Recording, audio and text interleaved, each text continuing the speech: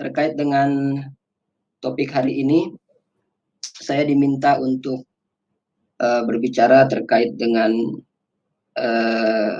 update vaksin obat yang terkait dengan COVID-19. Kemudian mungkin bagian akhir saya akan sedikit bercerita tentang apa yang terjadi di sini, kasus untuk UK, untuk Manchester seperti apa, dan nanti di bagian akhir kalau ada pertanyaan sepanjang itu bisa didiskusikan, kita insya Allah akan diskusikan. Ini kalau share, saya share.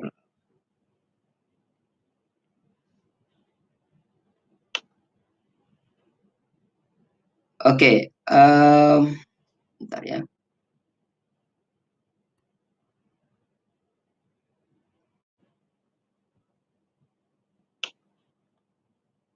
Sebenarnya saya buat slide nih, saya buat slide sedikit.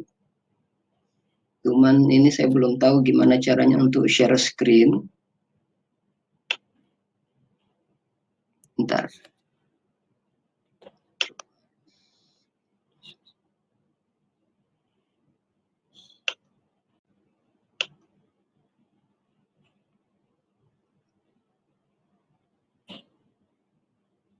Oke, ini kelihatan.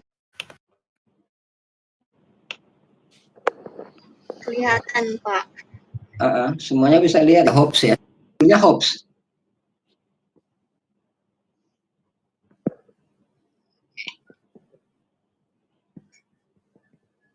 Jadi saya kasih judul Hobbs, harapan, karena banyak prediksi yang menyatakan bahwa mungkin COVID-19 ini bisa bertahan setahun lebih atau 2 tahun lebih. Kasus pandemi 1918, virus Spanyol itu bertahan 2 tahun.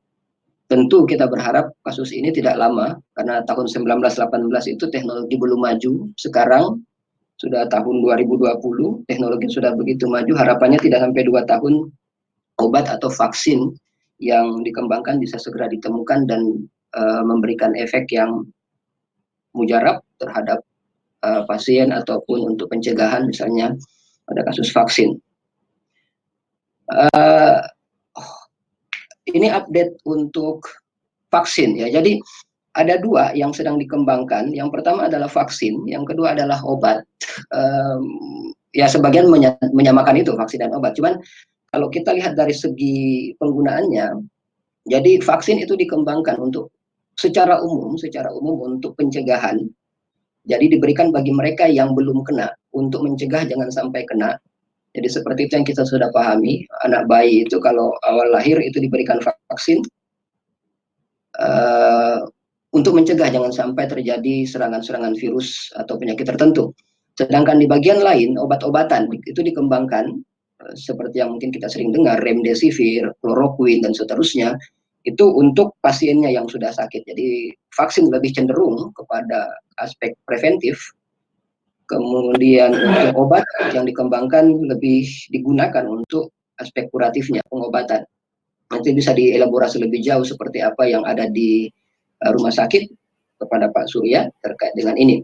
Jadi per 23 April 2020, WHO itu sudah mengonfirmasi ada 83 kandidat vaksin yang sedang dikembangkan.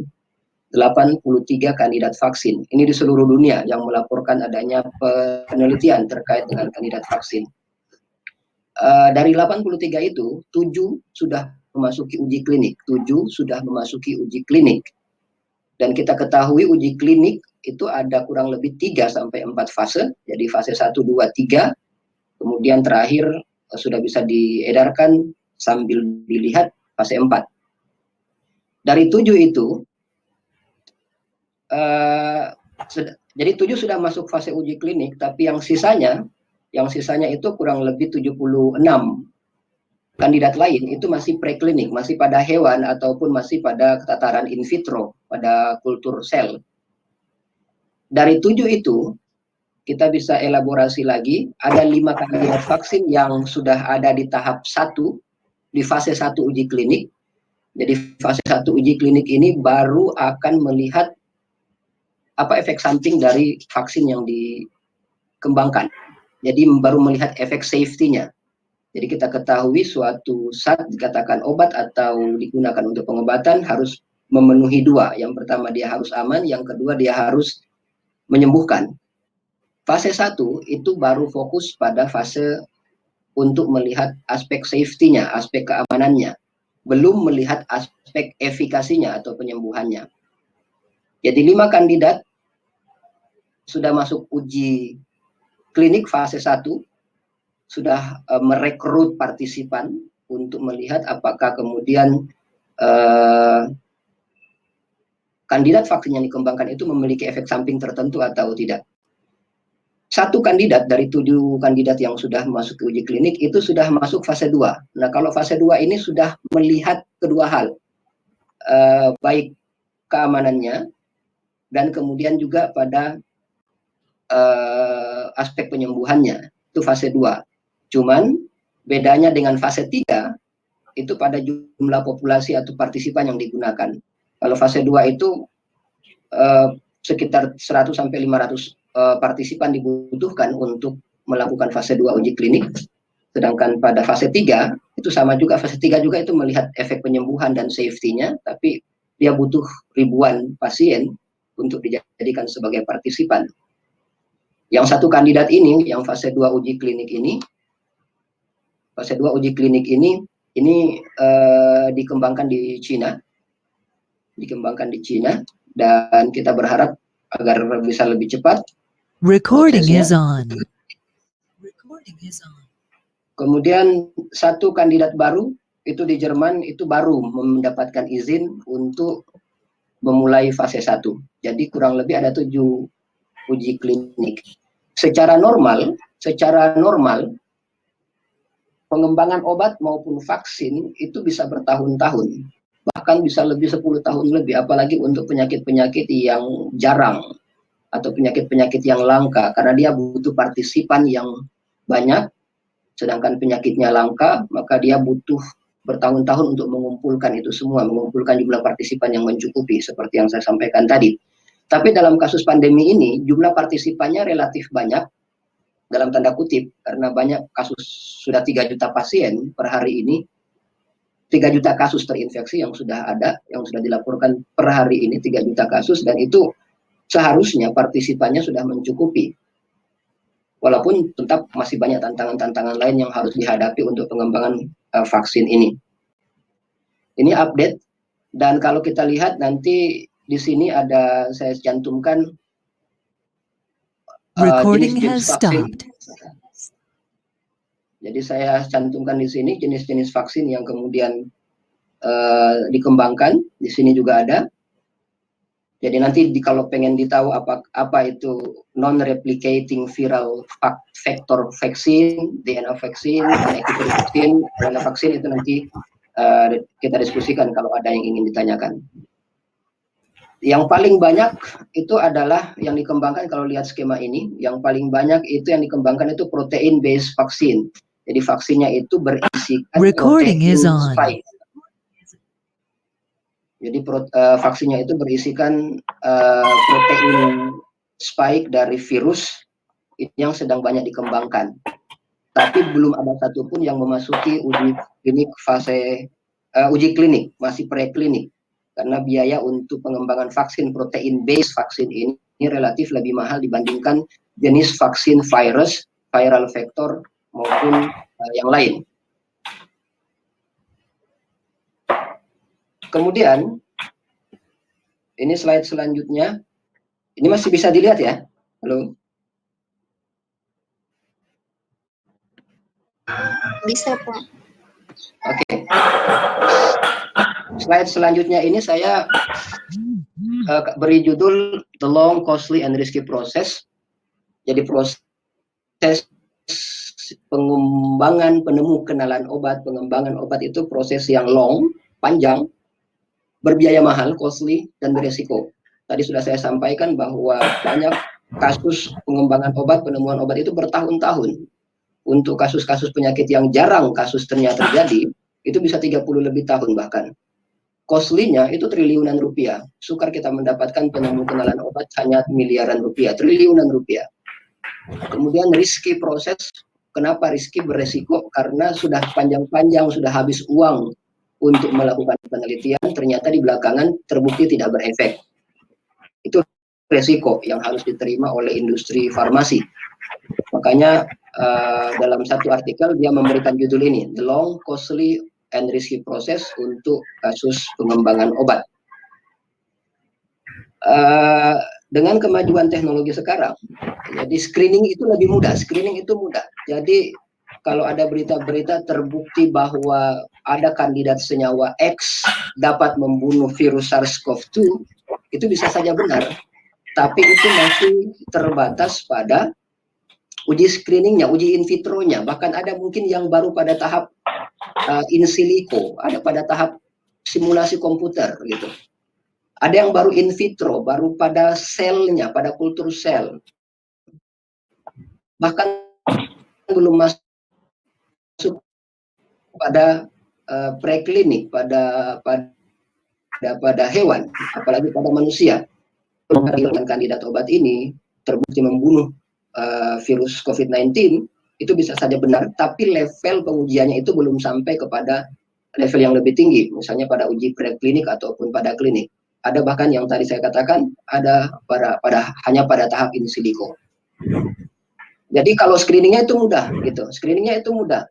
Sequencing dari genom RNA COVID-19 itu sudah sangat cepat ditemukan, dan dengan bekal itu banyak industri yang dengan mudah untuk membuat atau mensimulasi kira-kira senyawa apa yang bisa digunakan secara komputer, secara in silico, dan kemudian in vitro. Makanya kasus untuk hidroksikloroquine dan kloroquine itu secara in vitro terbukti membunuh SARS-CoV-2. Jadi begitu ditumbuhkan pada kultur sel di laboratorium, ternyata betul membunuh hidroksikloroquine dan kloroquine. Tapi nyatanya begitu dicobakan pada manusia, itu ternyata sampai sekarang belum memberikan hasil yang memuaskan. Sama juga dengan ritonavir, lopinavir yang sudah kita kenal gitu. Secara in vitro dia memberikan hasil yang menjanjikan, tapi begitu kemudian dibawa kepada efek pada manusia, uji klinik, ternyata tidak memberikan efek yang menggembirakan. Jadi kalau screeningnya mudah gitu. Tapi yang sukar itu begitu kita bawa hasil screening itu, hasil uji-uji lab itu kepada uji klinik pada manusia. Karena biar bagaimanapun target akhir kita adalah manusia. Di sini ada berita baik yang saya cantumkan. Dibandingkan dengan virus HIV dan influenza, virus SARS-CoV-2 ini relatif lebih stabil. Mutasi yang terjadi tidak secepat virus lainnya. Ini menjadi tantangan untuk pengembangan vaksin. Menurut informasi sudah ada 3 strain. Menurut informasi sudah ada 3 vaksin yang sudah ada 3 strain mutasi vaksin, mutasi SARS-CoV-2 yang terjadi, dan itu tentu adalah tantangan bagi pengembangan vaksin. Jadi kalau vaksin A ditemukan untuk virus X, dia untuk virus X. Begitu virus X-nya ini bermutasi menjadi virus Y, maka vaksin A tadi itu nggak akan bisa untuk digunakan lagi. Harus dibuat lagi vaksin baru untuk melawan virus yang telah bermutasi. Itu menjadi tantangan untuk beberapa penyakit yang disebabkan oleh RNA virus karena mutasinya. Jadi kalau kita bandingkan, ada 2 jenis virus secara umum, ada RNA virus, ada DNA virus. Kalau kita bicara mutasinya itu lebih mudah bermutasi, itu yang RNA dibandingkan DNA virus. Nanti kalau mau didiskusikan lebih jauh, kita bisa buka diskusi sebentar, kenapa seperti itu. Karena mutasinya tidak secepat virus yang lain, maka SARS-CoV-2 virus ini seharusnya bisa ditangani dengan cukup 1 atau 2 virus yang kemudian dikembangkan sekarang. Di bagian akhir dari slide ini saya menuliskan hati-hati dengan overclaim of efikasi obat. Hati-hati dengan overclaim efikasi obat. Jadi di sini kalau Anda lihat di piramida yang ada di samping, ini kita sebut sebagai, Anda sering dengar EBM, Evidence Based Medicine. Jadi ini adalah level-level evidence, level-level bukti. Jadi pengobatan berbasis bukti, Evidence Based Medicine. Ini adalah level of evidence yang seharusnya dipenuhi oleh sebuah kandidat obat agar bisa dinyatakan berefek dan aman. Anda lihat paling dasar itu animal and laboratory studies. Jadi uji preklinik, uji in vitro, uji siliko itu kalaupun ditemukan membunuh bakteri COVID-19 itu baru tahap awal. Itu baru dasarnya gitu. Kita masih belum bisa mengambil kesimpulan secara umum. Kemarin ada kasus seperti itu, in vitronya sudah membunuh, lantas kemudian digembar-gemborkan gitu. Kemudian naik ke atas, begitu terbukti animal dan laboratory studies-nya terkonfirmasi, maka kemudian masuk ke bagian yang atasnya, yang warna biru, case report or case series.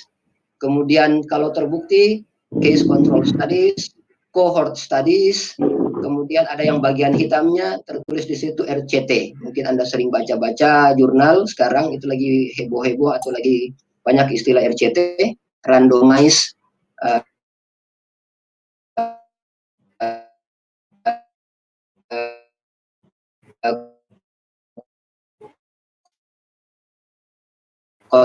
control trial. Jadi di randomized control trial ini obat lantas dibandingkan di audit. Kemudian begitu terkonfirmasi naik ke nanti ini Pak Akbar Bahar ini paling paham tentang masalah systematic review, meta analisis kalau ingin didiskusikan lebih jauh tentang ini. Nah, ini panjang prosesnya nih. Ini panjang prosesnya. Proses-proses ini untuk mendapatkan evidence yang valid, yang kuat untuk mengkonfirmasi efektivitas atau safety dari obat itu sangat-sangat panjang. Makanya kemarin ada kasus Herbavit 19 yang kemudian dikonfirmasi atau diklaim oleh salah seorang anggota DPR obat yang merupakan obat, dia merupakan COVID-19 medicine drug gitu, itu kita ketahui aja gitu, karena itu hanya berbasis testimoni. Oh ada yang, oh dia konsumsi ini terus kemudian dia sembuh, itu testimoni tuh. Nah testimoni itu tidak menjadi salah satu bagian dari evidence kalau Anda lihat. Jadi hati-hati. Banyak juga di grup-grup bahkan yang sering jadi masalah, bahkan ada teman-teman dari apoteker, dari farmasis yang juga ternyata tidak memahami secara mendetail terkait evidence ini. Baru beberapa orang sembuh, lantas sudah disimpulkan dia adalah obat COVID-19. Padahal kita belum tahu yang menyembuhkan itu apakah obatnya ataupun karena semangatnya atau karena dia minum air putih banyak dan seterusnya. Oke, jadi itu hati-hati dengan overclaim obat efikasi sekarang. Overclaim yang begitu luar biasa itu yang terjadi sekarang. Kemarin yang sempat heboh itu yang Donald Trump, Presiden Amerika Serikat, itu mengklaim bahwa hidroksikloroquine dan kloroquine itu ternyata bisa mengobati penyakit ini. Dan begitu kemudian overclaim ini terjadi, apa yang terjadi? Banyak yang langsung pergi mencari obat malaria ini. Akibatnya di Nigeria meninggal dunia, di Amerika ada meninggal dunia karena ketidakpahamannya. Jadi hati-hati overclaim. Kloroquine itu bisa berakibat pada jantung yang tidak cocok bagi mereka yang bermasalah dengan jantung. Makanya bisa menimbulkan efek yang berbahaya. Jadi kalau ada nanti dibaca di media sosial ada yang mengklaim A, B sebagai anti COVID-19, maka itu di counter aja, minta evidence-nya apa gitu. Kalau tidak ada evidence yang sesuai dengan piramida yang saya tampilkan ini, maka itu masih prematur untuk mengatakan bahwa klaim ini, bahwa kandidat tersebut bisa dikatakan sebagai obat anti COVID-19. Oke, ini obat-obatnya saya nggak akan terlalu banyak masuk di sini. Ini obat-obatnya dengan mekanisme kerjanya, ini seharusnya bisa di kuliah nanti. Kalau misalnya ini nanti ditanyakan ke Pak Firsan atau siapa yang lebih memahami tentang ini. Satu yang ingin saya sampaikan di sini, ada beberapa, ada 2 atau 3. Maka dia butuh proses yang namanya glikosilasi dan seterusnya. Kloroquine, hidroksikloroquine terbukti bisa menghambat pematangan ACE2 reseptor. ACE2 maka harapannya tidak ada SARS-CoV-2. Ini teorinya seperti itu. Dan terbukti memang hidroksikloroquine, kloroquine itu memang menghambat. Tapi in vitro tadi saya katakan. Begitu kemudian pada manusia sampai sekarang belum ada yang memberikan efek yang memuaskan. Terakhir itu ada yang remdesivir. Nah ini saya tampilkan di sini. Mengenai mekanisme obat-obatnya nanti kalau misalnya ada mau ditanyakan lebih lanjut silakan terkait dengan ini karena kita dibatasi waktu. Ini berita hari Jumat kemarin. Jadi di Amerika coronavirus saya ambil dari Sky News.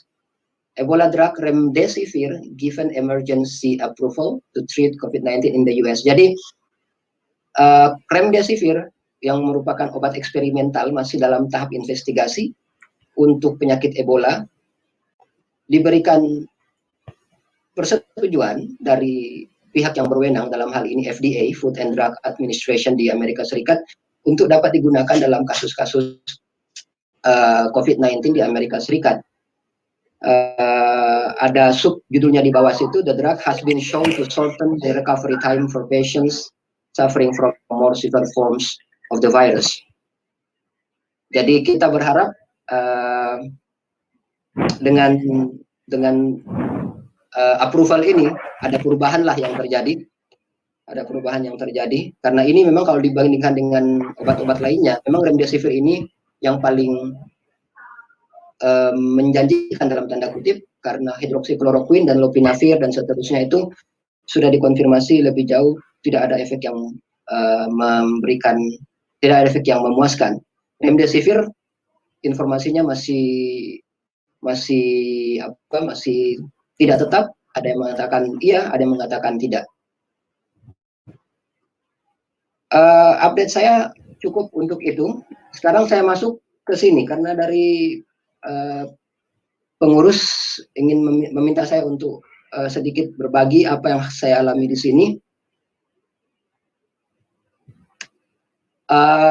Ini saya ambil dari website pemerintah UK. Jadi sebelumnya memang setiap orang di warga negara ataupun mereka yang tinggal di UK itu akan dapat email dari pemerintah untuk menyampaikan tentang kebijakan-kebijakan yang diambil. Jadi ini sebagai informasi saya sudah sejak tanggal 17 Maret 2020, sekarang sudah tanggal 3 Mei 2020, sudah 1 bulan setengah, saya itu nggak masuk kampus. Kenapa? Karena kampus ditutup. Saya ceritakan. Stay at home, ini pesan dari gov.uk. Only go outside for food. Jadi hanya bisa keluar untuk mencari makanan, untuk menjaga kebugaran, dan untuk bekerja jika memang pekerjaan tersebut tidak bisa work from home. Jikapun Anda harus keluar, maka jaga jarak 2 meter antara setiap orang.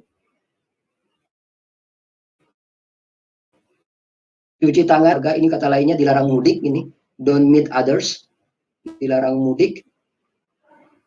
Pesannya jelas, you can spread the virus even if you don't have symptoms. Ada 3 pesan, itu kalau kita nonton TV di sini, setiap channel itu, setiap iklan pasti akan muncul 3 pesan ini. Stay at home, protect the NHS, and save life. 3 pesan ini akan terus muncul untuk membangun aware dari masyarakat tentang lockdown ini. Terkait dengan itu, farmasis jadi di UK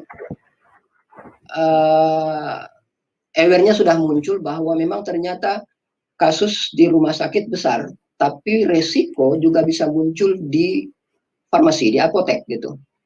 Di apotek. Kenapa? Karena banyak orang yang sekarang dalam tanda kutip takut ke rumah sakit. Mereka takut untuk ke rumah sakit karena takut dengan resiko terpapar. Jadi begitu mereka mendapatkan gejala tertentu, ataupun jika mereka ternyata menjadi spreader, penyebar. Makanya kemudian beberapa tempat itu meminta agar setiap staf di apotek itu juga harus pakai PPE. Harus pakai, kalau bahasa Indonesianya alat pelindung diri, APD, kalau di sini PPE. Alat pelindung diri harus dipakai juga oleh staf di farmasi. Kemudian proses otomasi, jadi banyak ada robot yang kemudian bekerja jadi untuk meminimalisir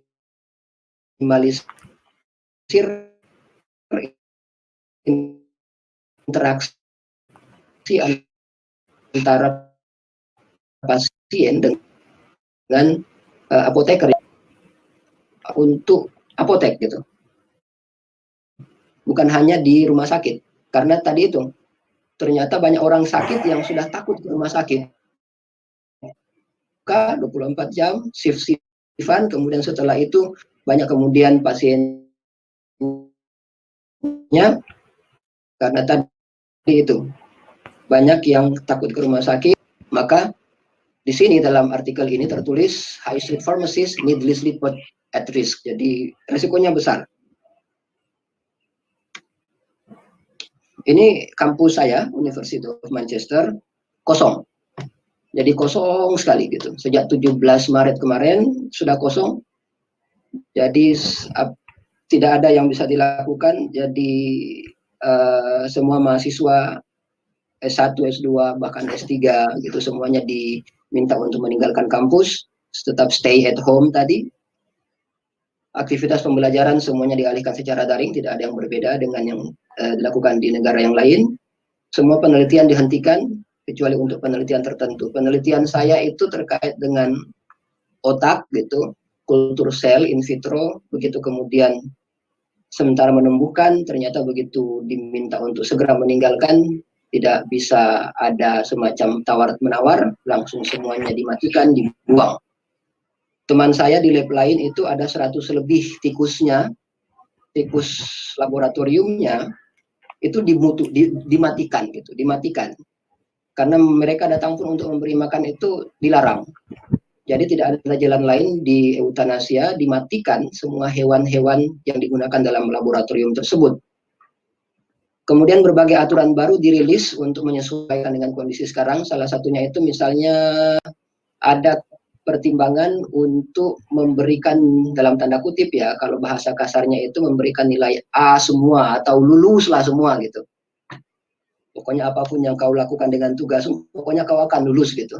Jadi istilahnya itu no advantages policy. Jadi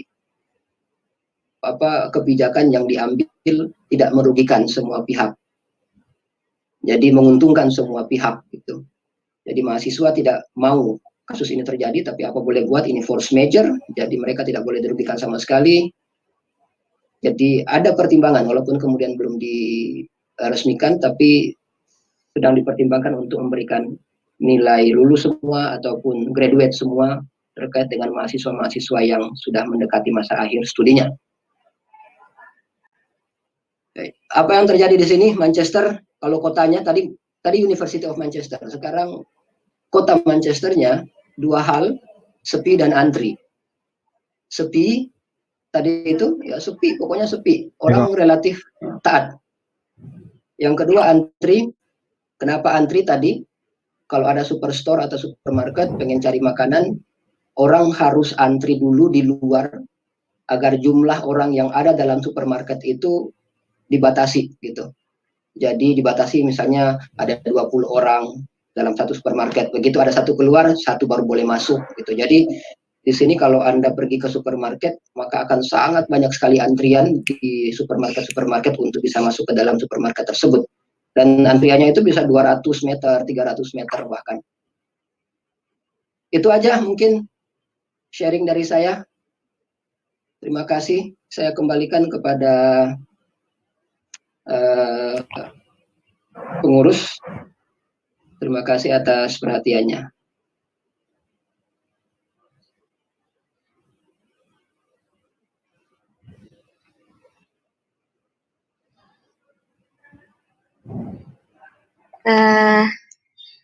Baik, terima kasih atas kemudian dari Pak Kamtal yang nanti kita buka pertanyaan di akhir diskusi hari ini,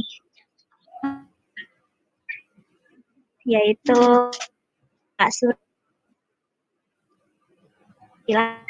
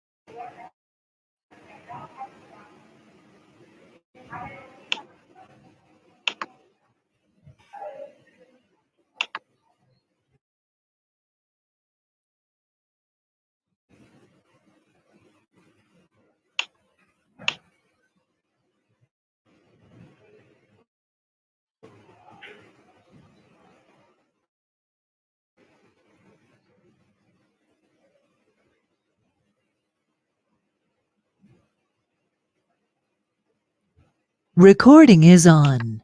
Halo, halo, assalamualaikum. Suara saya kedengar? Waalaikumsalam. Waalaikumsalam warahmatullahi wabarakatuh. Salam. Assalamualaikum warahmatullahi wabarakatuh. Salam Kak. Ya, Alhamdulillah. Salam Kak Surya, apa kabar? Iya, iya, salam kenal semuanya. Saya cuma kenal beberapa senior saja sih sebenarnya di sini. Salam. Suara saya terdengar jelas? Cukup jelas? Manchester jelas. Oh, Manchester. Salimba jelas Kak. Oh, Salim jelas. Depok aman Kak. Assalamualaikum warahmatullahi wabarakatuh. Bisa saya mulai? Silahkan Kak, silahkan Kak. Ya, alhamdulillah. Terima kasih. Assalamualaikum warahmatullahi wabarakatuh. Waalaikumsalam. Terima kasih atas kesempatan yang diberikan ke saya untuk kurang lebih melakukan sharing session kepada teman-teman, kakak-kakak, dan ya mungkin ada teman, mungkin Kak Nure atau siapa yang sedang bergabung atau lagi online di melalui media apa namanya, Jitsi ya, Jitsi Meet. Ya, halo. Halo. Siap, dengar. Iya, kita dengar ya. Iya. Mohon maaf sebelumnya, tadi saya mengkondisikan ya Kak. Siap. posisi Siap. awalnya saya. Ya, halo ya. Simet. Jadi ya tadi sebenarnya saya tadi memposisikan diri di kamar di tower 3. Di sini tower yang berisikan tenaga kesehatan. Jadi dari dokter, perawat, farmasi semua berada di tower 3. Tadi saya berada di kamar, cuman mungkin jaringannya tidak begitu bagus. Kemudian saya beralih ke, ya, halo, terdengar jelas, halo? Iya. Iya. Iya Kak, aman Kak. Iya, alhamdulillah. Iya. Mungkin bisa dilihat di belakang saya ini Wisma Atlet. Ada mobil Zenur dan ya kemudian ada perisai-perisai ditandain dengan red zone warna merah ya. Iya, bisa kelihatan ya, jelas ya. Iya, mohon maaf sebelumnya saya tidak menyiapkan materi sebaik Pak Sukamto, dikarenakan saya baru bisa mengkonfirmasi kesediaan saya juga kemarin malam kalau nggak salah. Kemarin malam karena di sini juga aktivitasnya nggak ada libur ya di sini. Di rumah sakit ini tidak ada libur, Sabtu Minggu kita tetap beraktivitas. Tadi lebih cerita saja ya. Soalnya bahan saya kebetulan semua ada, bahan saya, laptop saya ada di kamar. Dan saya sekarang berada di salah satu ruang rapat, sehingga saya tidak punya bahan yang cukup untuk menjelaskan ke teman-teman. Tapi kurang lebih seperti ini, saya cuman, awalnya kan tadi saya cuman kemarin diminta untuk berbagi kepada teman-teman. Oh ya, mohon maaf sebelumnya saya menggunakan masker karena kan ini tower 3 di sini para tenaga kesehatan yang saya sampaikan tadi beraktivitas, beristirahat di sini. Aktivitasnya di tower sebelah sih. Nah, jadi sangat rawan mungkin mereka menjadi bagian dari ODP atau mungkin ya menjadi bagian dari ODP atau mungkin hasilnya sudah positif. Kemarin sih ada informasi bahwa ada dokter yang menangani pasien kemudian dinyatakan positif. Entah mungkin karena nggak tahu sih penyebabnya apa tadi, tapi sementara dilakukan investigasi. Nah, saya ingin menjelaskan pada teman-teman bahwa saya berada di rumah sakit ini kurang lebih sudah 1 bulan lebih, dan saya ingin menjelaskan kurang lebih alur rujukan untuk penerimaan pasien di Rumah Sakit Darurat COVID-19 Wisma Atlet. Jadi mungkin teman-teman sudah mendengarkan di berita sosmed atau TV, mendengarkan tentang Rumah Sakit Wisma Atlet ini yang dadakan sih sebenarnya sifatnya. Nah, jadi kriteria pasien masuk di rawat inap, pertama dia ada rujukan dari rumah sakit lain dan dilakukan konfirmasi tes. Kalau hasilnya positif, maka akan Recording has stopped.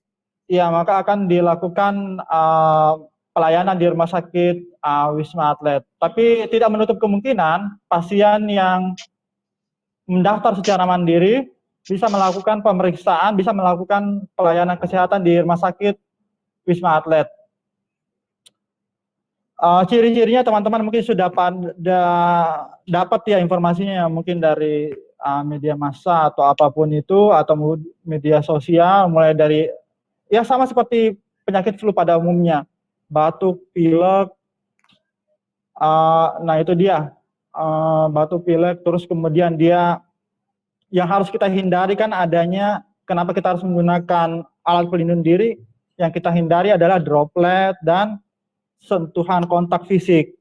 Sejauh ini yang saya dengar sih sebenarnya kalau penyebaran melalui aerosol ya, kalau nggak salah ya, yang penyebaran melalui udara itu yang saya kira itu belum sampai di sana, belum ada informasi yang betul-betul valid yang menyatakan bahwa penyebarannya bisa melalui kontak udara sih. Masih sejauh yang saya tangkap itu masih sampai droplet saja. Droplet itu baik, bisa itu bentuknya air liur atau misalnya bersin batuk atau pileknya itu sendiri yang kemudian kontak dengan orang yang sehat atau dan lain sebagainya. Nah itu kemudian yang tanda-tanda yang dari pasien rasakan, baik itu batuk, pilek, dan pernah ada riwayat kontak fisik dengan pasien COVID. Nah kemudian melakukan kunjungan ke rumah sakit Wisma Atlet dan kemudian dilakukan pemeriksaan anamnesis standar sih. Anamnesis kan yang pemeriksaan tanda vital, baik itu pemeriksaan denyut nadi, terus tekanan darah, terus kedalaman nafas dan lain sebagainya. Nah kemudian kalau mengalami gangguan respirasi, maka di sini di rumah sakit ini mengklasternya menjadi 2. Baik itu RR-nya lebih dari 24 kali per menit, berarti kan dia kedalaman nafasnya ya, berarti kan saya sempat googling juga tadi, mungkin kalau lebih dari 24 kali semenit, berarti kan dia kesulitan untuk proses bernafasnya itu membutuhkan kedalaman dan harus mengkompensasikan, karena kalau misalnya lebih dari 24 kali berarti kan menyatakan bahwa dia harus memompa karbon dioksidanya keluar dari saluran nafasnya sehingga supaya tidak terjadi keasaman dan lain sebagainya. Itu mungkin lebih klinis, lebih detail mungkin Pak Sukamto yang lebih paham sih sebenarnya. Karena saya memang backgroundnya orang lapangan dan sekarang sebagai dosen itu pun juga masih baru ya, dan juga ngajarnya di teknologi formulasi. Baik, kembali lagi. Jadi jika ditemukan tadi faktor gejala gangguan respirasinya ada 2 ya. Entah itu karena usianya lebih dari 60 tahun, terus ada hidup sendiri dan pernah kontak dengan pasien Recording is on. Pasien COVID. Nah itu kemudian nanti akan dilakukan pemeriksaan di sini. Awalnya dia di statusnya sebagai ODP, kemudian nanti dilakukan pemeriksaan lanjut, laboratorium lengkap, baik itu gula darah sewaktunya, SGOT, SGPT-nya, dilakukan pemeriksaan rapid test, ronsen sampai EKG. Nah, jika rapid test-nya positif, maka dia naik kelas menjadi pasien PDP. Kemudian nanti dia akan dilakukan pemeriksaan PCR, dilakukan pengobatan sesuai dengan formularium rumah sakit yang baru banget disusun juga di rumah sakit Wisma Atlet. Halo, suara saya terdengar jelaskan ya? Siap. Siap, oh iya. Ya Kak, Ari Iya Kak. Kak, kedengaran sih. Ya, kalau dia misalnya status awalnya sebagai ODP, maka dia akan dilakukan pemeriksaan sampai PCR, sampai hasilnya negatif, cuma sekali. Tapi kalau dia statusnya PDP, pasien dalam pengawasan, maka dia dilakukan 2 kali pemeriksaan PCR Recording has dan hasilnya harus stopped. negatif. Jarak antara pemeriksaan pertama dan kedua sesuai ketentuan di dokter spesialis paru yang ada di rumah sakit Wisma Atlet hanya 1 hari, berjarak 1 hari. Jadi kalau hari ini pemeriksaan pertama negatif, besoknya negatif, baru pasien bisa dibuatkan surat keterangan sehat atau bisa untuk tapi awalnya sih harus ini dulu ya, discharge planning dulu ya, perencanaan pemulangan dan lain sebagainya. Aduh, ya mau maaf sebelumnya karena saya menggunakan masker jadi kesulitan juga bernafasnya. Ya, itu yang Recording is secara umum yang terjadi di rumah sakit Wisma Atlet. Kebetulan saya di sini selama 1 bulan Recording has stopped. ditunjuk untuk awalnya sih sebagai kepala gudang obat ya, kepala gudang obat. Awalnya sih di sini tuh karena kan namanya darurat, sebenarnya belum pada siap untuk perencanaan, termasuk juga obat-obatan masih dianggapnya itu perbekalan kesehatan, baik itu alat kesehatan, APD, obat itu masih dalam satu gudang besar, gudang induk. Kemudian ketika saya masuk di sini, saya coba untuk memisahkan itu antara gudang APD, alat pelindung diri, gudang alkes, dan gudang obat. Nah, awalnya juga di sini cuma 2 sih sebenarnya apotekernya yang bertanggung jawab, tapi banyak banget sih sebenarnya sih tenaga relawan dari TNI, Polri juga dan apa namanya volunteer dari ya masuknya dari Kementerian Kesehatan. Nah, jadi seperti yang kita pelajari ya, kalau misalnya teman-teman pernah ada yang bekerja di rumah sakit atau pernah magang atau pernah ada pengalaman di rumah, sebenarnya kan kalau pekerjaan farmasi itu ada 2 ya, lingkup besarnya. Pertama itu manajemen perbekalan farmasi, yang kedua pelayanan kefarmasian, pelayanan farmasi klinis. Sejauh ini yang saya kerjakan baru pada tahap obat-obatan. Jadi cuma mengurus perbekalan obat-obatan, keluar masuknya permintaan, pengajuan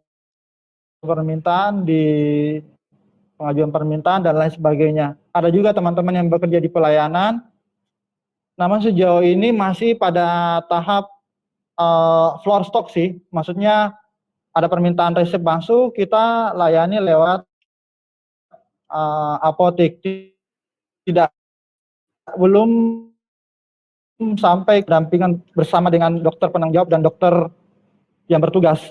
Jadi belum ada kontak langsung dengan pasien. Karena sejauh ini pelayanan resep diantarkan langsung oleh perawat atau dokter sih. Sejauh ini itu yang saya lihat. Kemudian mengenai obat-obatan, kebetulan saya bertanggung jawab untuk obat. Ya, obat-obatan yang digunakan ya di sini tuh sesuai dengan rekomendasi dari atau protap yang dikeluarkan oleh dokter spesialis paru. Jadi obat untuk COVID, penanganan COVID ini secara umum ada obat antivirus. Antivirus itu baik itu oseltamivir, amipril, itu sebenarnya yang paling banyak di sini digunakan. Terus kemudian dikombinasi dengan obat antibiotik seperti azitromisin, levofloxacin, dan turunan dan obat-obat paten yang lainnya. Kemudian ada pemberian vitamin C dosis tinggi. Kebetulan di sini ada beberapa varian vitamin C dan kemudian untuk penanganan obat-obat komorbid. Jadi penyakit-penyakit yang mungkin disebabkan oleh merupakan bagian dari COVID itu, baik itu misalnya ada yang sesak dan lain sebagainya, kan itu kan bagian dari penyakit ini. Dan kemudian mungkin indikasi dari yang tadi disampaikan Pak Sukamto, penggunaan dari kloroquine, hidroksikloroquine dan turunan-turunannya. Nah itu yang ya di sini kan pada dasarnya kan obatnya ini kan sebenarnya belum ketemu ya, sebenarnya obatnya apa gitu, tapi kan masih trial kan sebenarnya. Makanya kan penggunaan hidroksikloroquine sebenarnya juga dipakai di sini, dikombinasi dengan obat-obat yang saya sampaikan tadi di awal, antivirus dan antibiotik. Jadi ada beberapa indikasinya, kontraindikasi dari pemberian kloroquine, obat-obat malaria ini ya yang saya sampaikan, mungkin ya pasiennya mengalami entah itu kegelisahan, terus harus makanya di sini juga kita menyetop obat-obat opioid, antidepresan, semua lengkap di sini. Tapi banyak sih sebenarnya kan, saya sih melihatnya awalnya begini ya, kadang pasien datang dengan bawaannya misalnya wasir gitu. Lah kalau wasir ini gimana? Berarti kita harus nyiapin obat untuk wasir. Padahal kan ini kan obat penyakit untuk rumah sakit untuk penanganan COVID ya. Jadi kalau ada orang wasir atau penyakit-penyakit kulit dan lain sebagainya, itu kadang ya di karantina di rumah sakit ini, sehingga kita harus obat-obat tersebut. Alhamdulillah di rumah sakit ini tuh semua serba, karena namanya rumah sakit darurat ya, semuanya serba bisa disiapkan, bisa tersedia dengan sangat cepat, lebih cepat dari yang terjadi di rumah sakit pada umumnya, di rumah sakit normal. Misalnya ya untuk obat-obat, misalnya kita kehabisan obat misalnya, atau obat-obat lainnya yang terkait dengan pasien, kebutuhan pasien, kita itu mintanya dari rumah sakit itu memintanya ke Kimia Farma. Kimia Farma mensupport itu semua, obat-obat itu semua ada. Dan jika tidak tersedia di Kimia Farma, maka mereka akan mencari relasinya atau pabrik lain yang memiliki produsen farmasi yang memiliki obat tersebut. Jika dalam waktu, misalnya kayak kemarin ya, ada tiba-tiba pasien yang sudah mukoid gitu, obatnya tidak tersedia, kita langsung menghubungi Kimia Farma. Kalau nggak ada dalam respon dalam waktu 1-2 jam belum ada obatnya, kita langsung melakukan pembelian ke rumah sakit terdekat. Kita bahkan beli langsung ke rumah sakit terdekat. Nanti yang masalah fee pembayarannya itu nanti dilakukan oleh entah dari Kimia Farma atau dari BNPB sih yang melakukan pembayaran. Jadi alhamdulillah semua di rumah sakit ini tersedia. Dan itu baru dari sisi obatnya. Kemudian kan yang paling penting itu kan alat pelindung diri ya. Teman-teman mungkin juga sudah banyak mendapatkan informasi mengenai alat pelindung diri yang digunakan. Kalau di sini kan dibagi menjadi 3 zona, ada zona hijau, kuning, sama zona merah. Zona merah itu kita ada apotek di situ. Perlu saya sampaikan bahwa pasien yang ada di rumah sakit ini kok menurut laporan dari dokter jaga tadi sekitar 800-an orang sih. Dan tidak menutup kemungkinan itu akan bertambah, karena kemudian kemarin ada laporan juga dari ada satu ABK, rombongan ABK dalam suatu kapal itu yang dicurigai terinfeksi virus COVID. Nah itu kemudian ada sekitar 300 orang. Sekarang lagi mereka sudah mendarat. Sekarang lagi menginap di suatu hotel dan bersiap untuk dipindahkan ke rumah sakit. Bersiap dipindahkan di rumah sakit Wisma Atlet. Sekitar 300 orang itu yang harus nanti kemudian kita harus periksa. Dan ya, jadi memang obat-obatan dan alat pelindung diri harus siap. Balik lagi ke alat pelindung diri, mohon maaf ya tidak tersusun dengan apa namanya, rapi karena ya itu seingat saya saja sih menyampaikannya karena kan semalam juga saya baru selesai rapat itu agak sampai tengah malam sampai jam 2 selesai. Jadi saya juga tidak begitu mempersiapkan untuk diskusi pada sore hari ini. Jadi kembali lagi, tadi saya sudah menjelaskan mengenai obatnya, sekarang mengenai manajemen alat pelindung diri. Alat pelindung diri yang kita gunakan di sini adalah ya seperti yang teman-teman saksikan di media sosial atau banyak lah ya rujukannya. Ada cover all, kalau misalnya dia level 3 kan dia menggunakan cover all, terus menggunakan Google pelindung mata, ada face shield, ada heat cap penutup kepala, ada sepatu boot, shoes cover, sarung tangan latex. Nah, itu sebenarnya alat pelindung diri yang itu vital sekali juga harus tersedia.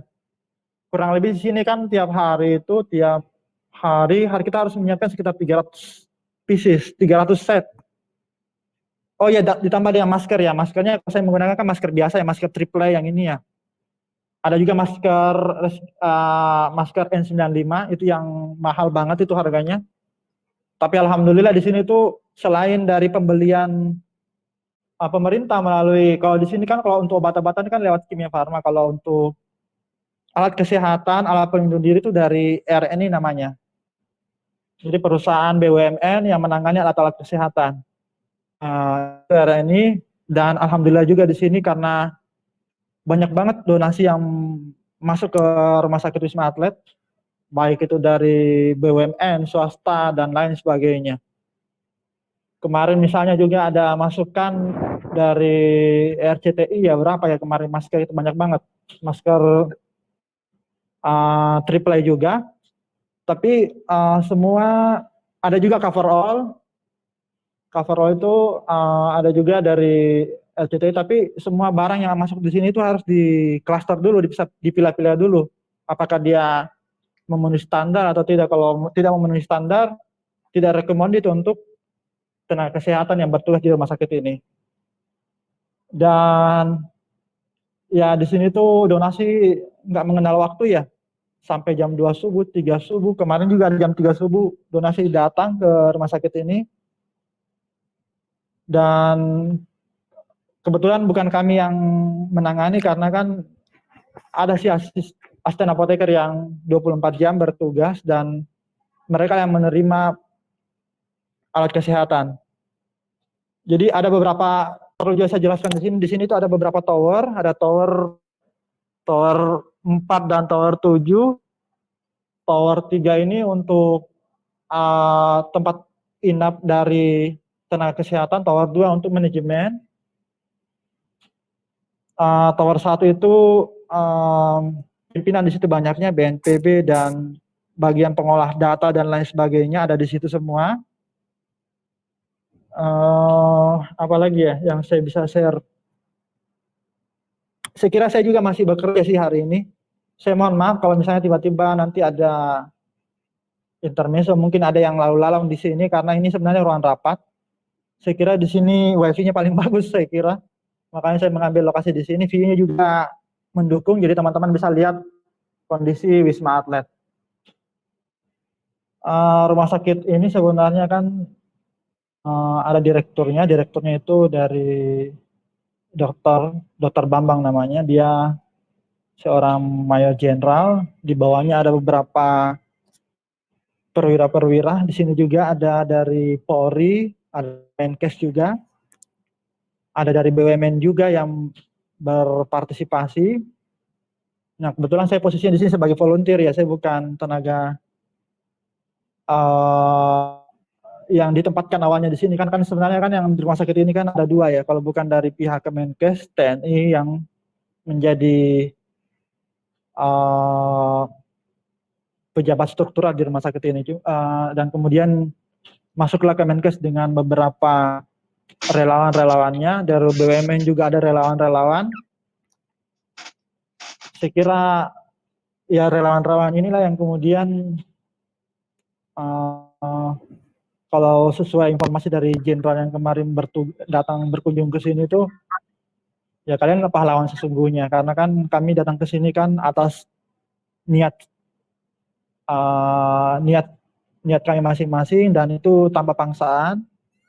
Berbeda dengan Kemenkes ataupun TNI Polri, itu kan memang ada surat perintah penugasan, jadi mereka mau tak mau harus bekerja. Kalau kami semua di sini kan relawan ya. Kalau kami mau keluar ya silahkan, itu tidak terlalu ini. Tapi memang di sini ada protokol-protokol yang harus kami penuhi. Jadi ya kalau misalnya kami bekerja di, misalnya saya kemarin di pelayanan, saya mencoba bekerja di pelayanan, ya saya harus ketika saya sudah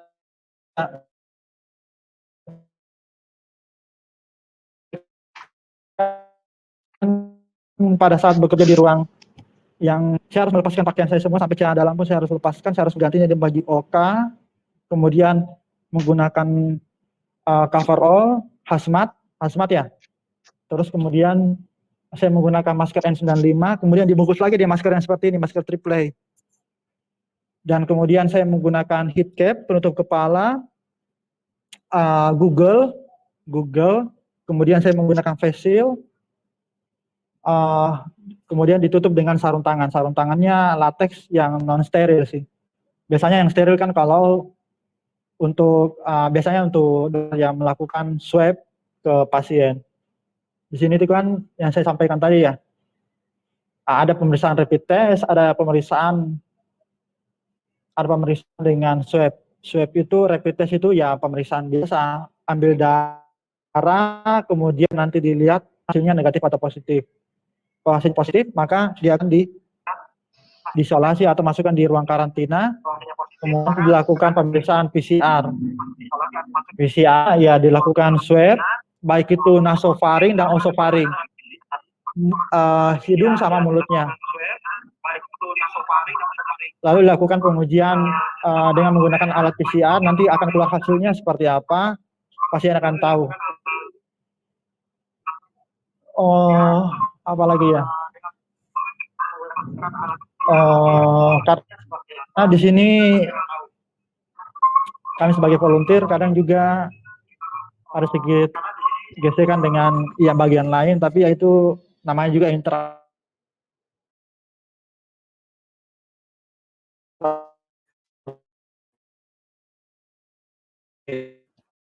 Sebenarnya kan saya mencari diri saya sendiri juga. Saya kebetulan kan baru terangkat juga jadi PNS itu kan di Unsrat sebagai dosen di sana. Aku memegang rumah sakit.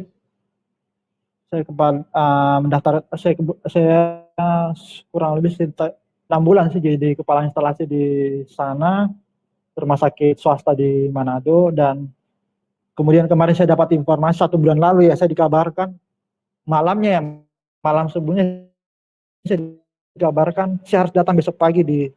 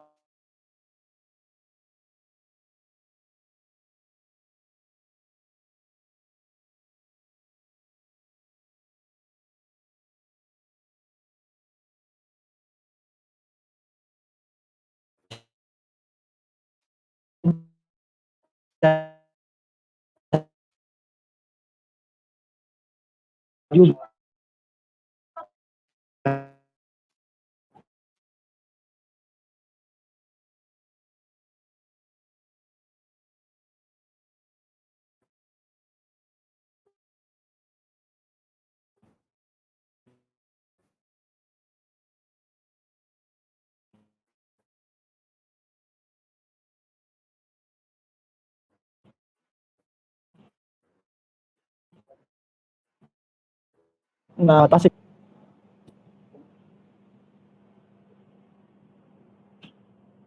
Oke.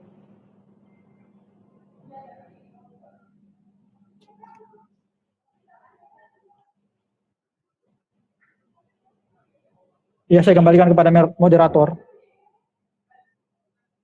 Jika ada yang ditanyakan nanti bisa lewat moderator disampaikan.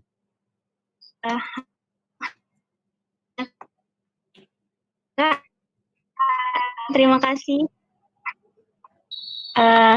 Halo, terdengar suara? Iya, terdengar jelas.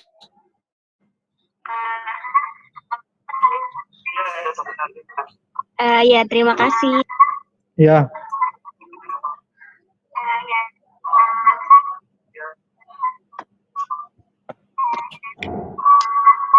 Oh iya.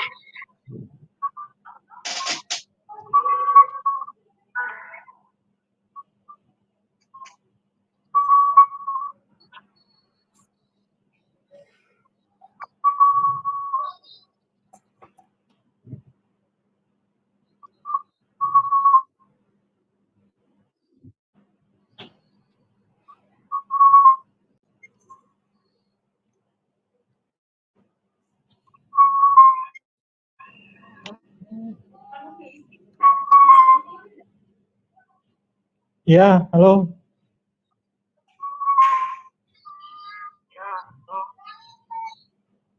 Mohon maaf Kak, jaringan masih kurang stabil.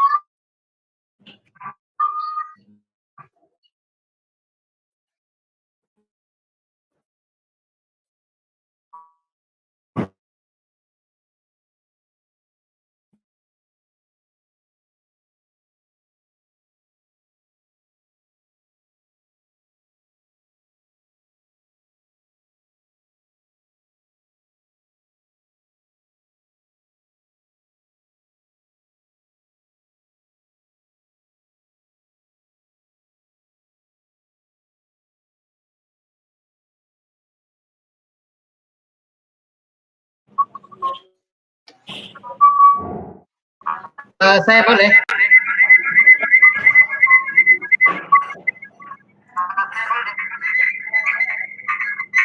Iya Kak. Silakan.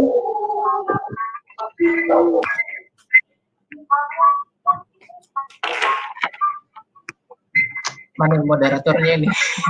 Bisa jika?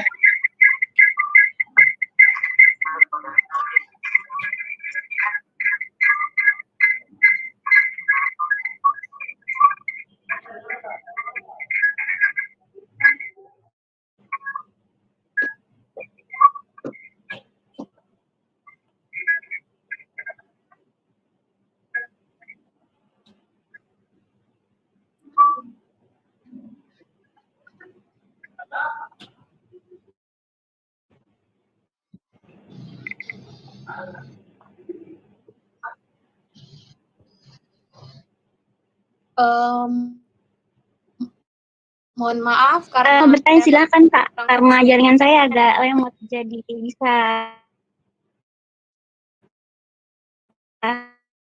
langsung dimulai. Silakan.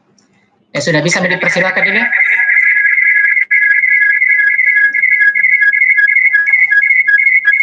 Pak, saya langsung saja. Assalamualaikum Kak Surya. Bagaimana kabarnya Kak? Sehat selalu Kak di Wisma Atlet Kemayoran Kak. Alhamdulillah. Alhamdulillah Ya. Kak. Saat ini saya lagi di Depok juga Kak. Saya sebenarnya ini juga tertarik juga lihat kerjanya Kak Surya di Wisma Atlet Kemayoran ya, karena sebenarnya saya juga tertarik untuk ke sana, cuma karena suatu dan lain hal buat saya tidak bisa ke sana. Langsung saja pertanyaannya Kak. Ini kan Kak tadi Kak Surya bilang terkait pekerjaan di Wisma Atlet kan untuk farmasi cuma sampai di manajerialnya saja. Bagaimana Kak dengan ini Kak, ada pasien yang pulang itu diberikan informasi obat atau tidak juga Kak? Itu saja Kak pertanyaan saya. Terima kasih. Oh ya. Iya. Itu saja. Ada lagi yang mau tanyakan atau ditampung dulu pertanyaannya atau bagaimana? Iya.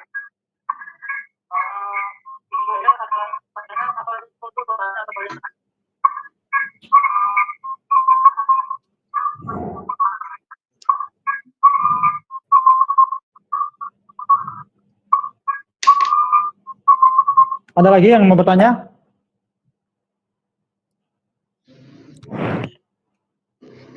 Mungkin yang lain. Oh, itu Kak di kolom chat ada yang tanya atas inisial ZSK kayaknya. Jadi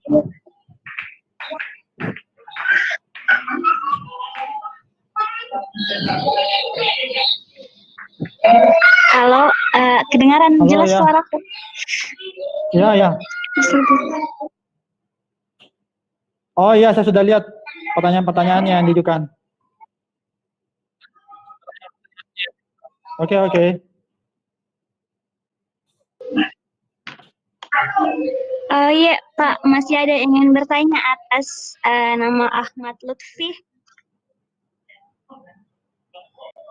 Bisa, silakan langsung ajukan pertanyaan. Jadi sudah cukup 3 pertanyaan.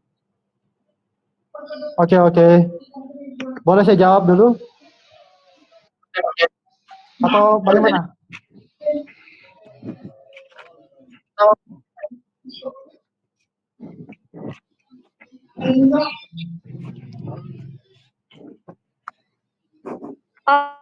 jawab beberapa pertanyaan, silakan Pak. Iya. Ini Pak Kamto dulu atau bagaimana? Atau saya dulu atau bagaimana?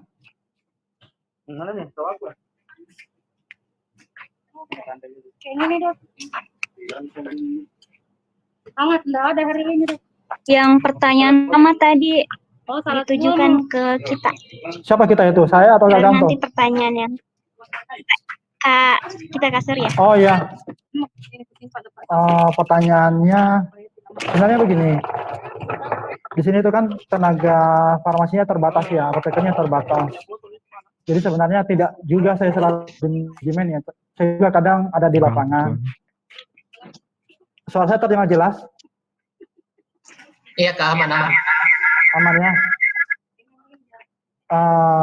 Ya seperti itu. Jadi kadang juga saya berada di pelayanan, saya melakukan karena kan semua yang berhubungan dengan obat itu ya itu masih bagian kerja dari saya.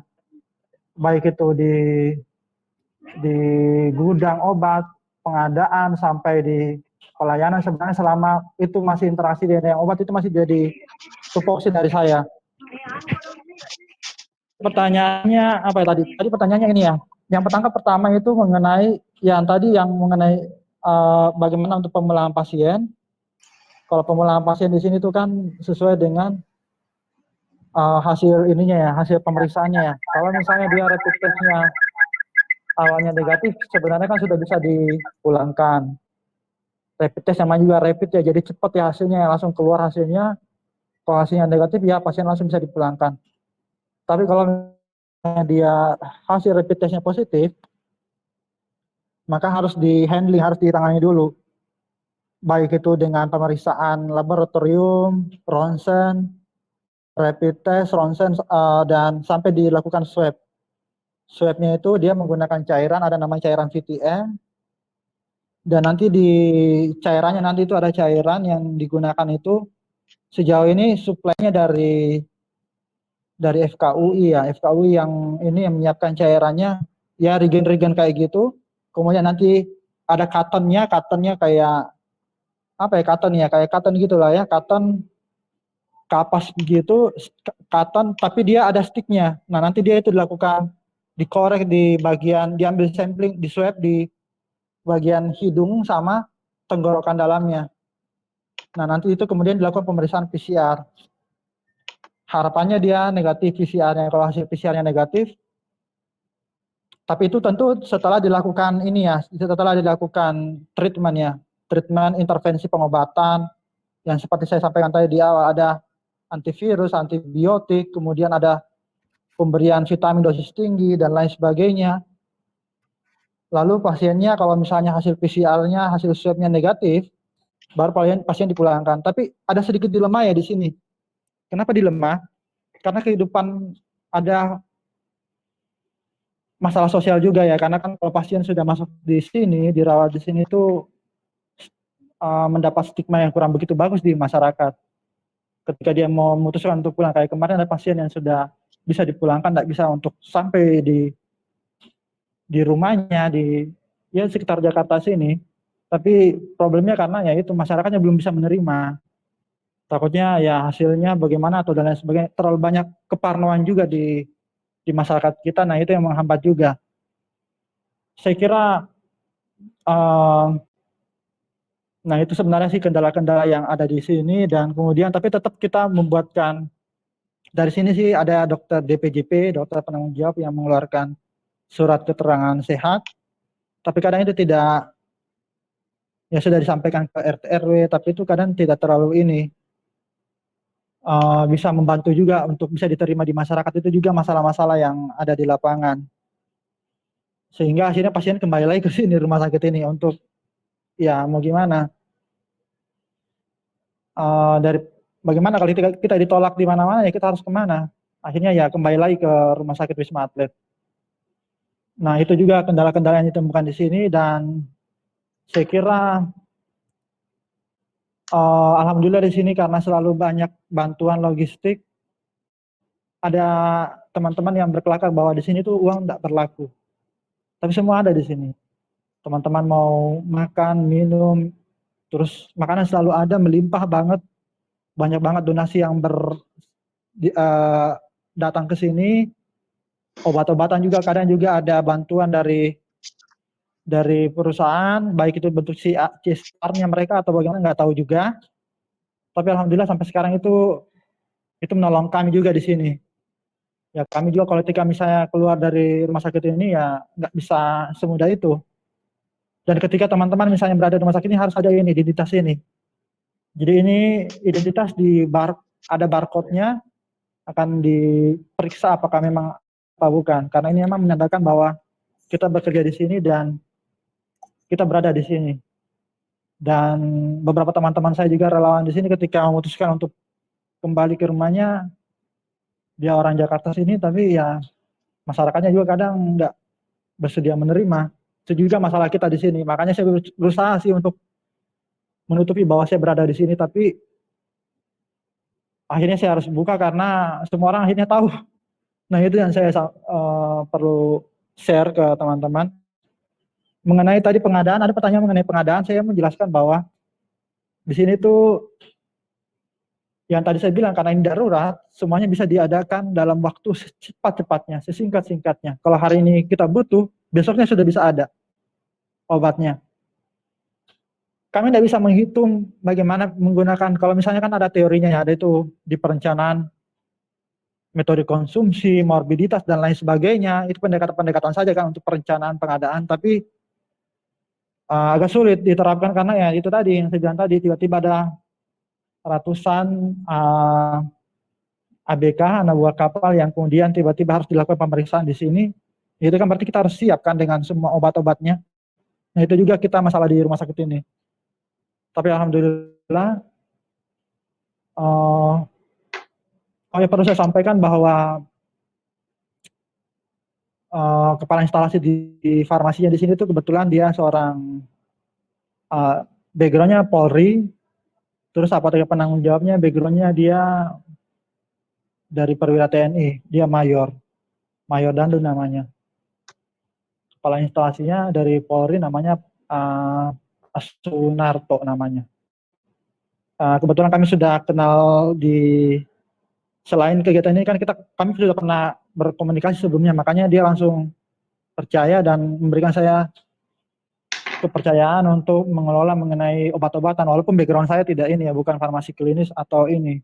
Cuma kebetulan saya bekerja di rumah sakit dan itu memaksa saya untuk tahu berapa obat-obat penting dan manajemen yang ada di rumah sakit. Dan rumah sakit ya itu kalau bukan manajemen ya pelayanan farmasi. Cuman di sini tuh betul-betul sangat dibatasi pelayanannya karena belum tahu ya sebenarnya ini, tapi saya sudah pernah melihat semua proses yang ada. Saya mengevaluasi pelayanan, saya melihat teman-teman bagaimana bekerja. Kebetulan kepala pelayanannya seorang kapten juga, Kapten Sitorus namanya, seorang apoteker juga.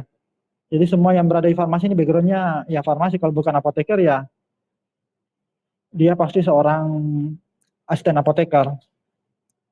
Sekira itu mungkin yang saya bisa share. Atau mungkin ada yang mau ditanyakan, nanti bisa japri ke saya.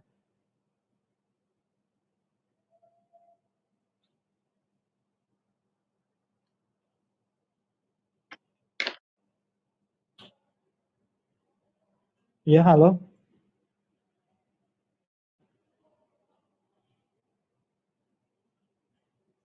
Halo. Saya kembalikan kepada moderator.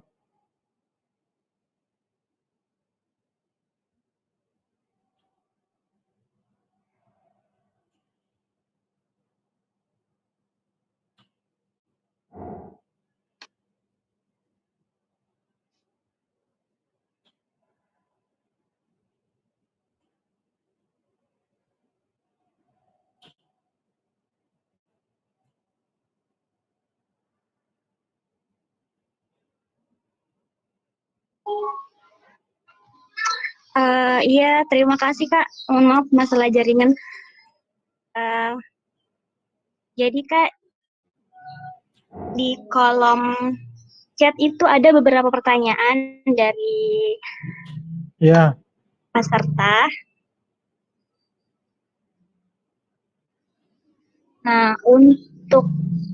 jadi ada pertanyaan untuk Pak Sukamto.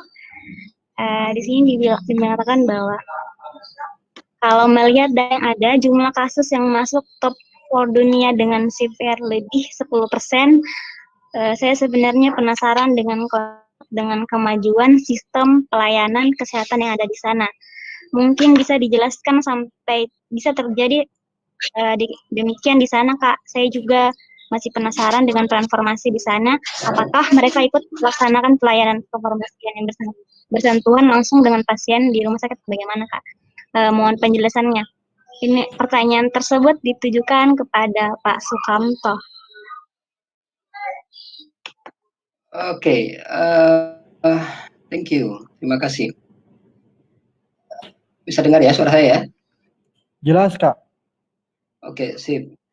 Ini good, ini pertanyaannya mantap. Banyak juga yang bertanya seperti ini, kenapa banyak negara seperti Italia, kemudian Amerika, termasuk UK, kasusnya banyak, case fatality rate-nya juga tinggi.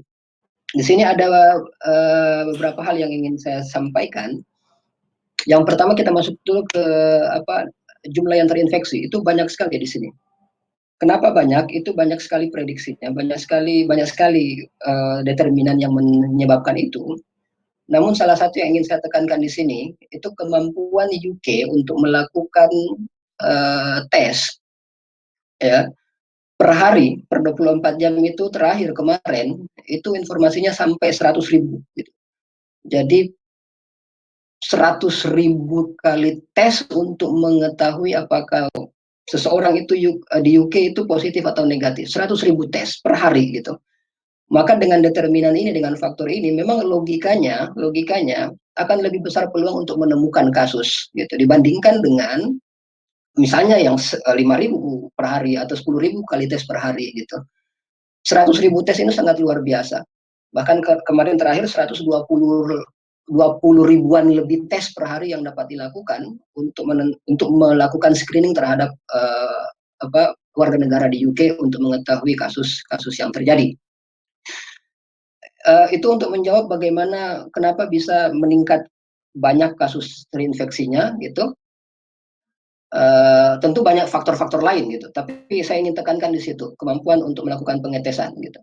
Yang kedua, kenapa case fatality rate-nya itu tinggi? Dia 9-10% itu benar. Ya Amerika juga seperti itu, kemudian Swedia seperti itu, kemudian Italia termasuk UK. Satu hal yang menjadi salah satu kesimpulan temporer adalah slow respon. Di awal itu slow respon. Bahkan di negara-negara lain itu saya ingat ya sudah mulai lockdown. Di Italia itu sudah mulai banyak. Itu UK itu masih belum lockdown. Tadi saya katakan 17 Maret itu baru kemudian ditutup gitu. Padahal dari bulan Februari kemudian awal-awal Maret itu sudah sangat meningkat di Italia. Jadi semua banyak sekali kemudian yang mengatakan bahwa UK di sini bukan persoalan teknologinya, karena memang obatnya belum ada gitu, tapi karena slow responnya gitu, slow respon. Ada gap antara kasus yang terjadi di sekitarnya dengan respon yang kemudian dilakukan, dan itu ternyata sangat-sangat signifikan mempengaruhi kasus-kasus yang terjadi. Kemudian yang kedua, pemerintah di UK itu sempat di awal-awal untuk melakukan respon itu tidak memilih untuk lockdown seperti sekarang. Dia tidak memilih untuk lockdown. Mereka kemudian berkesimpulan bahwa yang terbaik kayaknya herd immunity. Herd immunity seperti kita tahu, tidak lockdown, dibiarkan begitu saja, sehingga kemudian setiap orang kena, yang bertahan kemudian lanjut, yang kemudian tidak bertahan meninggal, sampai akhirnya terbentuk imunitas komunitas, gitu, imunitas pada populasi, gitu. Perdebatan berlangsung, jadi pada saat perdebatan kemudian terjadi, tidak ada lockdown, akhirnya kemudian respon yang kemudian diambil itu ternyata dalam tanda kutip sudah terlambat. Italia, Amerika pun seperti itu.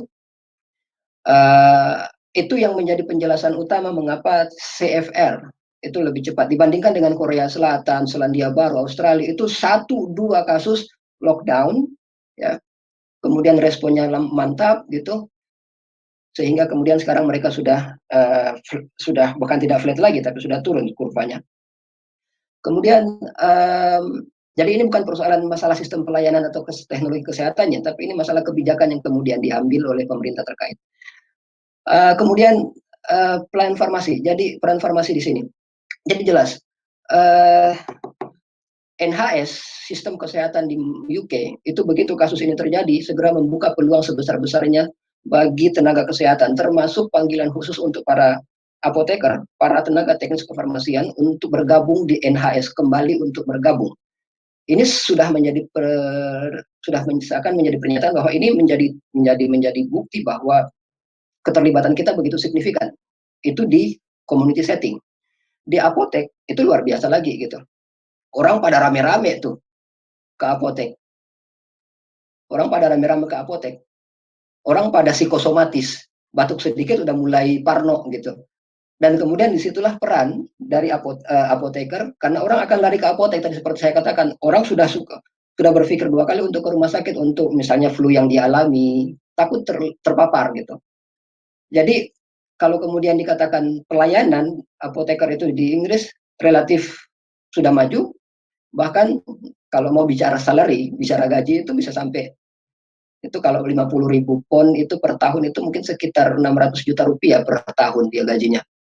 Clinical pharmacist. Jadi ada di NHS itu ada pekerjaan, ada job, ada yang kemudian dikatakan sebagai clinical pharmacist. Farmasi klinik itu gajinya itu luar biasa. Sehingga kesimpulannya memang pelayanan kefarmasian kemudian itu bisa berjalan dengan baik di sini. Saya langsung lanjut karena mungkin sudah berbuka di sana. Selamat berbuka puasa. Ada pertanyaan dibawa oleh ZS. ZS ini saya nggak tahu, tapi pertanyaannya mantap nih. Pertanyaannya ini tentang Yuval Noah Harari gitu. Pelajaran apa yang bisa diambil oleh farmasis di sini gitu. Dari kasus COVID-19, sebelumnya manusia telah menghadapi banyak tragedi semacam ini, dan kali ini mungkin dengan segala effort yang kita upayakan, kita bisa jadi akan membuat pemakluman seperti, karena obatnya belum ada, pengujian masih lama, dan seterusnya, logistik alkesnya bermasalah. Dengan menyandarkan pandangan saya pada apa yang disampaikan pada Yuval Noah Harari di Homo Deus, saya ingin bertanya pelajaran apa yang bisa diambil oleh farmasis di sini. Ini luar biasa pertanyaannya. Jawaban pastinya saya nggak tahu. Cuman kalau dikatakan pelajaran apa yang bisa diambil farmasis di sini, ini sangat banyak gitu. Bahkan kalau saya berpikir pelajaran secara global itu jelas. Secara global, pelajaran yang bisa diambil adalah we cannot be alone. Kita tidak bisa sendiri gitu. Kita tidak bisa sendiri. Semuanya harus berkolaborasi. Jadi tidak bisa ada sekat-sekat, termasuk pengembangan vaksin. Vaksin itu tidak bisa kemudian dilakukan dengan baik kalau tidak ada sequence genomnya. Yang itu kemudian dilakukan dengan baik, langsung di-share, dalam beberapa jam kemudian sudah terbentuk, dan seterusnya vaksin berkembang. Tidak bisa kita alone, tidak bisa kita sendiri. Pelajaran terbesar menurut saya pribadi sekarang adalah kita kolaborasi. Siapapun Anda, bahkan Anda yang rebahan saja di rumah itu sebenarnya sudah berkolaborasi untuk mensukseskan program-program misalnya kayak PSBB. Semuanya berkolaborasi. Khusus untuk farmasis, pelajaran yang bisa diambil secara jelas, secara nyata, kalau kemudian kita bicara kasus di community setting, ini banyak sekali kasusnya, farmasis pasti kemudian akan sangat dibutuhkan. Tadi sudah disampaikan oleh Pak Surya, supply chain-nya, supply change, kemudian setelah itu edukasi masyarakat itu semuanya sudah sangat jelas. Tinggal yang menjadi masalah memang terkait dengan dalam tanda kutip kenal tidaknya profesi ini. Itu saja. Ya, selamat berbuka puasa untuk yang di Makassar. Semoga ibadah puasanya diterima. Saya kembalikan. Terima kasih.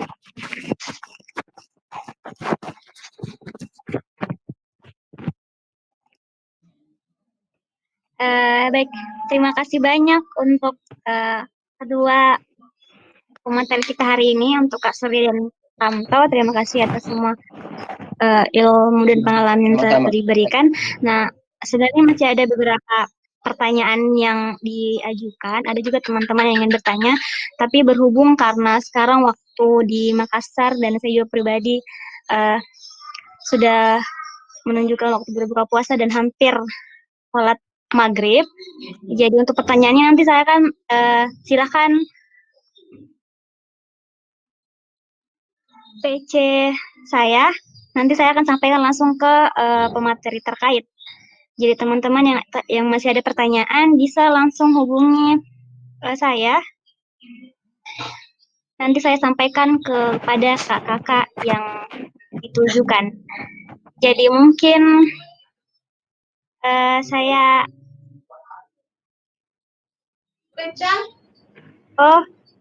ada di kolom chat ada respon dari yang tadi bertanya. Yang keunggulan manusia sebagai makhluk seutuhnya di sini. Jadi bisa dibaca di bagian kolom chat, berhubung jaringan saya mungkin agak jadi putus-putus.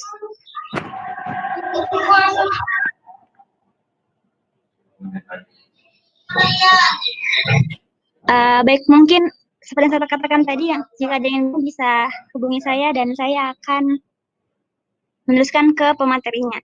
Jadi terima kasih untuk kakak Kak Surya dan Kak Kamto karena bersedia meluangkan waktunya hari ini. Ya, selamat berbuka puasa. Dan untuk teman-teman juga, ya Kak. Untuk teman-teman, terima kasih atas partisipasinya. Semoga kita bisa bertemu di diskusi-diskusi selanjutnya. Selamat berbuka puasa untuk wilayah Makassar dan sekitarnya. Saya tutup dengan ucapan alhamdulillahirrahmanirrahim. Wassalamualaikum warahmatullahi wabarakatuh. Waalaikumsalam warahmatullahi wabarakatuh. Waalaikumsalam warahmatullahi wabarakatuh. Terima kasih Waalaikumsalam warahmatullahi wabarakatuh. Ya, sama-sama. Selamat berbuka. Selamat bertugas Mas Surya ya. Semoga lancar Ya. segala urusan di sana. Amin, amin. Thank you. Saya live ya. Assalamualaikum. Thank you, saya live juga ya. Assalamualaikum. Waalaikumsalam warahmatullahi wabarakatuh. Nggak ada Dila. Makasih Kak. Nah, sorry agak late. Bisa live duluan. Mohon maaf atas segala kekurangannya Kak. Waalaikumsalam warahmatullahi wabarakatuh.